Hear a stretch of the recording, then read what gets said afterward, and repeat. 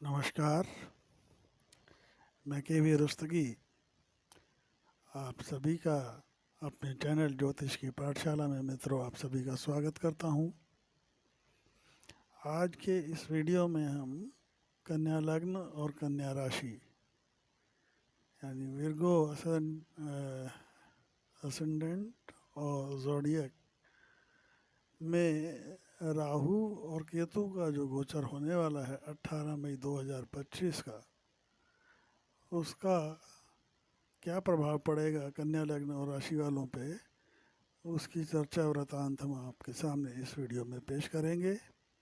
इससे पूर्व में हम 5 राशियों का मेष, वृषभ, मिथुन, कर्क और सिंह राशि वालों का और लग्न वालों का हम पूर्व की वीडियो में चर्चा कर चुके हैं। आज की इस वीडियो में हम कन्या लग्न और कन्या राशि वालों का इस गोचर प्रभाव के बारे में चर्चा करेंगे। सर्वप्रथम इस गोचर प्रभाव यानी कन्या लग्न और कन्या राशि आप जैसे देख रहे हैं चार्ट में 6 नंबर, अगर इसमें चंद्रमा है तो आपकी राशि कन्या राशि है, और अगर 6 नंबर है तो आपका जो है लग्न असेंडेंट कन्या है। क्योंकि लग्न आपका कोई भी हो सकता है, आपकी राशि कन्या है तो असेंडेंट आपका कुछ भी हो सकता है। तो आपको ये प्रभाव दोनों लग्न से और राशि से देखना चाहिए और उसके बाद फलादेश के निष्कर्ष पे पहुंचना चाहिए। कन्या लग्न या राशि के जो जातक होते हैं, इनका लॉर्ड बुध होता है और ये राहु की बहुत प्रिय राशि है कन्या। यहाँ पर कन्या लग्न या राशि में राहु बहुत अच्छा प्रभाव देते हैं। और जैसा आप जानते हैं, बुध और कन्या लग्न वाले जो है बुध से अफेक्टेड होते हैं। बुध का मतलब है बुद्धि, व्यापार, मैनेजमेंट। इस लग्न और राशि के लोग जो हैं बहुत अच्छे मैनेजर होते हैं, मैनेजमेंट में माहिर, चीज़ों को बैलेंस करके चलना, फाइनेंशियल डिसीजंस, इन्वेस्टमेंट, क्योंकि बुध जो है व्यापार और मैनेजमेंट का कारक है। और इसके पहले कि हम वृषभ अपना राहु और केतु के प्रभाव के बारे में चर्चा करें, तो हम पूर्व की वीडियो में हम आपको बता चुके हैं राहु और केतु दोनों एक दूसरे के समसप्तक होते हैं, आमने सामने होते हैं। और राहु कलयुग में इतना पावरफुल है कि वो सूर्य जैसे ग्रह जो कि ग्रहों के राजा हैं, उनको भी ग्रहण लगा देता है। राहु एक 3 चीज़ों का कारक है, आप इसके बारे में जान लें। राहु जो है एक लस्ट है। मानव शरीर के गर्दन के ऊपर का हिस्सा, सर्प के मुंह का जो है, सर्प जो होता है उसका जो है सर्प का मुंह और उसकी जो पूंछ होती है वो केतु। ऐसे ही मानव शरीर से अगर देखेंगे तो अपना गर्दन के ऊपर का हिस्सा जो होता है वो राहु से अफेक्टेड होता है। और जैसे आप जानते हैं कि राहु जो है जब गर्दन के ऊपर में के हिस्से में रहेगा तो ब्रेन तो गर्दन के ऊपर वाले हिस्से मस्तिष्क में ही होता है। तो राहु से जो अफेक्टेड लोग होते हैं और जिनका राहु पावरफुल उसमें बैठा होता है, तो ये जो लोग बहुत इंटेलिजेंट होते हैं। इनका इंट्यूटिव पावर्स बहुत अच्छा होता है, इंटेलिजेंट होते हैं। लोगों को अगर अब ये देखना है आपका राहु पॉजिटिव है नेगेटिव है, पॉजिटिव होगा तो अच्छे कामों की तरफ आपका दिमाग, अच्छे कामों से, और बुरा होगा तो ऐसे लोग हैकर्स भी बनते हैं, क्योंकि माइंड तो हैकिंग में भी लगता है, माइंड इंजीनियरिंग में भी लगता है, लेकिन उस सिस्टम को ब्रेक करने के लिए जो ब्रेन चाहिए वो राहु अफेक्टेड लोगों में होता है। कंप्यूटर बनाने में दिमाग लगता है, लेकिन कंप्यूटर को हैक करने में जो है उससे ज़्यादा दिमाग लगता है। तो ये है राहु। राहु जो है इसकी कोई लिमिट नहीं है लेने की और देने की, क्योंकि जैसे मुंह में डाला, कोई आपके भोजन डाला, कोई कोई भी चीज़ पदार्थ डाला, और वो मुखमंडल के थ्रू आपकी गर्दन में आया, लेकिन गर्दन के नीचे जो पेट का हिस्सा वो तो है ही नहीं राहु का। तो जितना भी डालते रहो उतना कम, जितना दे दो उतना कम, इसको और चाहिए, और बड़ा चाहिए, और ज़्यादा चाहिए। और इसी हवस के कारण राहु के जो है अफेक्टेड जातक डाउनफॉल की ओर भी जाते हैं। जो कम समय में ज़्यादा लाभ दे वो राहु है। राहु क्या है?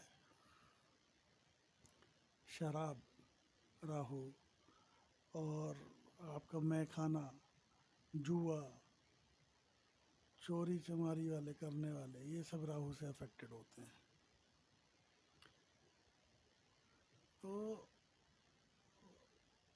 जैसा आप जानते हैं कि सब ग्रह जो होते हैं, चंद्र से लेके, चंद्र हो गया आपका मंगल, सूर्य हो गया, चंद्र हो गया, मंगल हो गया, बुध बृहस्पति शुक्र, ये सब के सब ग्रह, इनका एक कार्य क्षेत्र है।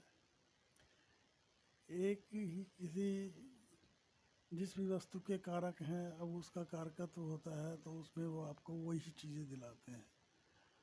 राहु का जितने सातों ग्रह मिलके आपको देंगे, या एक अकेला राहु जो है आपको सब कुछ दे सकता है, और बाकी के ग्रह वही दे सकते हैं जो उनके कारकत्व में आता है। राहु को आप कुंडली के अंदर विश्लेषण के लिए, और ग्रहों में आप ये देखते हैं कि आपके जो ग्रह हैं जिनके पास जो दृष्टि है वो तात्कालिक मैत्री है या शत्रुता है, उसके हिसाब से वो आपको जो है फल अपना प्रदान करते हैं। लेकिन राहु और केतु में ऐसी स्थिति नहीं है। राहु क्या है? बहरूपिया है, वो कोई भी रूप धारण कर लेता है। जिस ग्रह में, जिस गोचर में वो बैठेगा, जिस ग्रह के साथ बैठेगा, उसके अनुरूप वो अपने को ढाल लेता है, उसके हिसाब से वो फल देने लगता है, अच्छे या बुरे। अगर उस ग्रह जिसमें वो गोचर कर रहा है, अगर वो पावरफुल है, पावरफुल स्टेज में बैठा हुआ है, तो राहु जो है उसके हिसाब से प्रभाव देगा। और कहीं वो वीक है, पीड़ित है, तो राहु अपने हिसाब से जो है फल देगा। राहु और केतु की 3 दृष्टियाँ होती हैं, जैसे हम पहले के वीडियो में बता चुके हैं, 5वीं, 7वीं और 9वीं। इसका कोई अपना विशेष गोचर स्थान नहीं है। और जैसे सूर्य और चंद्र हमेशा मार्गी रहते हैं, कभी वक्री नहीं होते, ऐसे ही राहु और केतु हमेशा वक्री रहते हैं, कभी मार्गी नहीं होते। तो जब वर्तमान में ये मीन राशि में गोचर कर रहे हैं राहु, और 18 मई 2025 को ये जो हैं शाम 7:30 बजे वक्री होके मीन से लेके कुंभ में प्रवेश कर जाएंगे। अभी जो है कन्या लग्न या राशि वालों के लिए सप्तम भाव में गोचर कर रहे थे, अब ये षष्ठ भाव में गोचर करेंगे। तो सप्तम में जब राहु रहे होंगे तो आपको इसके गोचरीय प्रभाव इस तरह के मिले होंगे। और जब सप्तम में राहु रहे होंगे तो उनके समसप्तक केतु कन्या पे रहे होंगे। ऐसे ही जब ये गोचर कर जाएंगे कुंभ में तो जो है केतु जो है सिंह में गोचर करेंगे। ये आमने सामने बिल्कुल समसप्तक एक दूसरे पे दृष्टि डालते हैं, इसीलिए राहु की दृष्टि प्रभाव की वजह से केतु भी जो है आपको एक शुभ ग्रह होने के बावजूद भी आपको कुछ ऐसे परिणाम देते हैं जिससे आपको परेशानी होती है। राहु जिस में भी गोचर करते हैं उस भाव से संबंधित आपकी हवस बढ़ जाती है, आपको वो उस भाव की सब चीज़ें चाहिए होती हैं।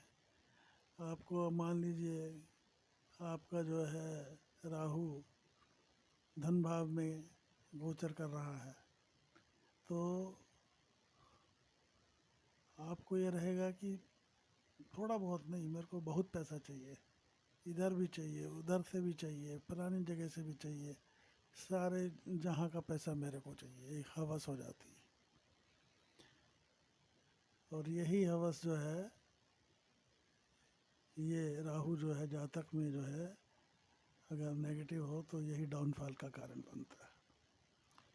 और वहीं केतु जो होता है, केतु जिस ग्रह में रहता है वहाँ पे वो उसका मोह भंग हो जाता है उन चीज़ों से जल्दी, वो उन चीज़ों को करने में जिस भाव में वो गोचर करता है बंधन महसूस करता है। मान लीजिए अगर चतुर्थ में केतु गोचर कर रहा है तो आपको जो है घर में अपना अच्छा नहीं लगेगा, घर वालों के साथ बैठना अच्छा नहीं लगेगा, कुछ भी कारण हो सकते हैं, कलह कलेश कुछ भी हो सकता है। जैसे ही आप घर से बाहर निकलोगे आपको अच्छा महसूस होगा, घर में जाते ही आपको जो है बंधन महसूस होगा। ऐसे ही अगर सप्तम भाव में केतु हो तो आपको जो है पति पत्नी के बीच में भी जो है एक बंधन का आभास होता है, ना कि प्रेम का आभास होता है। तो इस तरह की स्थितियां हैं। राहु और केतु तो इस तरह के ग्रह हैं। तो ये जब मीन राशि में रहेंगे पिछले 18 महीने में तो ये सप्तम भाव में गोचर कर रहे थे, जहाँ ये गोचर करते हैं तो विच्छेद करते हैं, थोड़ा सा पति की या पत्नी की हेल्थ इश्यूज रहे होंगे, थोड़े से मतभेद की स्थितियाँ रही होंगी, पार्टनर व्यापार के अंदर भी एक दूसरे को संदेह की दृष्टि से देख रहे होंगे, ये स्थिति निर्मित हुई होंगी। यहाँ से पांचवी दृष्टि से लाभ भाव पे दृष्टि थी, तो लाभ भाव पे दृष्टि होने की वजह से एक चीज़ और मैं बता देना चाहता हूँ, देवगुरु बृहस्पति भी जो है जब ये गोचर करेंगे राहु और केतु 3 दिन पहले ही 15 मई को वृषभ से मिथुन राशि में आ जाएंगे। तो मिथुन राशि में आने की वजह से और जब ये गोचर करके षष्ठ भाव में आएंगे तो राहु की दृष्टि जो है आपके कर्म भाव पे होगी और वहाँ पे बैठे हुए बृहस्पति की दृष्टि आपके षष्ठ भाव पे होगी। तो एक दूसरे को दृष्ट करेंगे, देखेंगे, और जहाँ राहु बैठते हैं अगर किसी शुभ ग्रह की दृष्टि होती है और वैसे भी षष्ठ में जो है राहु जो है कारक होते हैं, तो इनके परिणाम बहुत अच्छे आपको मिलने वाले हैं आने वाले समय में।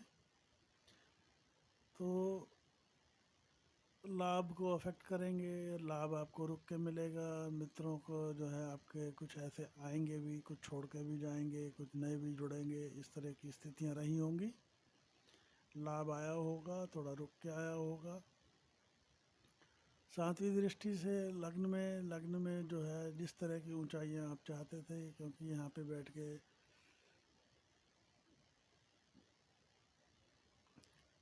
कन्या बुध की राशि है, यहाँ देखने पे और कन्या में बहुत सहज फील करते हैं राहु, तो समाज में आपकी हेल्थ वगैरह भी ठीक ठाक रही होगी, समाज में मान्यता भी मिली होगी पिछले 18 महीनों में, और जो कोई हेल्थ इश्यूज रहे होंगे वो भी एड्रेस हुए होंगे। नई दृष्टि से पराक्रम पे जो है अगर मंगल की स्थिति ठीक है तो आपने बढ़ चढ़ के पराक्रम किया होगा, पराक्रम के साथ साथ आपको जो है भाग्य का साथ भी मिला होगा। अब आ जाते हैं मित्रों, जब 18 मई को षष्ठ भाव में आएंगे तो राहु का जो है षष्ठ भाव में होना, ये उनका जो है राहु यहाँ पे कारक होते हैं, बहुत अच्छे परिणाम देते हैं। राहु जो है आपको, क्योंकि ये त्रिक भाव है, षष्ठ में, दशम में, 11वें में बहुत अच्छा प्रभाव रहता है राहु का। तो षष्ठ में जब रहेंगे रोग रिपुण से रक्षा, और आपको जो है शत्रुओं से कोई घबराने की ज़रूरत नहीं है, शत्रु अंता बनाएंगे। पांचवी दृष्टि से आपके कर्म भाव को देखेंगे तो आपके कर्म भाव को एक्टिवेट कर देंगे, और नौकरी में तरक्की। बुध की स्थिति देख लेना, तो बुध की स्थिति ठीक है, और शनि की स्थिति अगर ठीक है तो कार्य क्षेत्र में, पॉलिटिक्स में पिता के साथ भी जो है संबंध आपके जो है ये ठीक कराएगा गोचर। सातवीं दृष्टि से 12वें भाव को देखेंगे तो 12वें भाव पे दृष्टि, सूर्य अगर यहाँ पे आपके बली हैं तो आपको कोई घबराने की ज़रूरत नहीं है, भले ही यहाँ पे जो है ग्रहण दोष बनाएंगे, लेकिन अगर सूर्य बली है तो आपके जो है यहाँ पर फालतू के जो है खर्चों पर रोक लगेगी। मेडिकल बिल्स, कोर्ट कचहरी वगैरह के जो हैं खर्चे, अगर सूर्य बली हैं तो उनमें कमी आएगी, और अगर सूर्य कमज़ोर हैं तो आप इन चीज़ों में घिर जाओगे, इस तरह की स्थिति निर्मित होगी। धन भाव को देखेंगे नवी दृष्टि से, तो शुक्र की राशि है धन भाव में, शुक्र की स्थिति अगर कुंडली में सही है तो धन संचय भी होगा, परिवार की वृद्धि होगी। वाणी पे थोड़ा सा आपको जो है नियंत्रण रखने की ज़रूरत है, खाने पीने पे भी नियंत्रण रखने की ज़रूरत।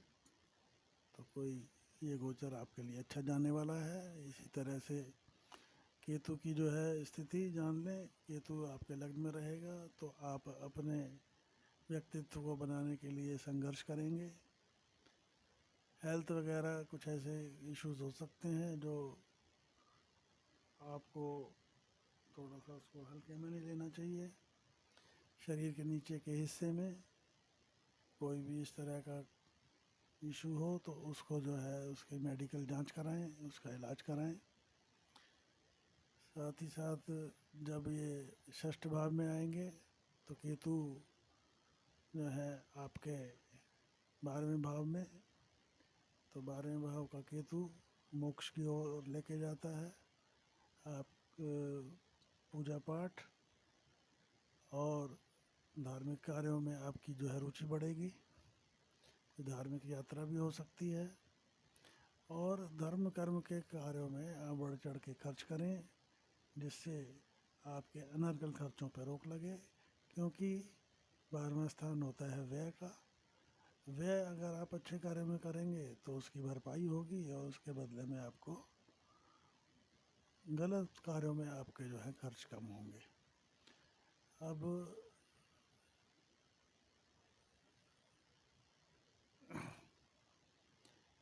जब केतु 12वें में बैठेंगे तो 5वीं दृष्टि से आपके जो है सुख भाव को देखेंगे, तो सुख भाव में गुरुदेव की दृष्टि रहेगी, तो भूमि, भवन, वाहन, माता इत्यादि के स्वास्थ्य वगैरह में थोड़ी बहुत दिक्कत के बावजूद हर चीज़ जो है सुखमय रहेगी।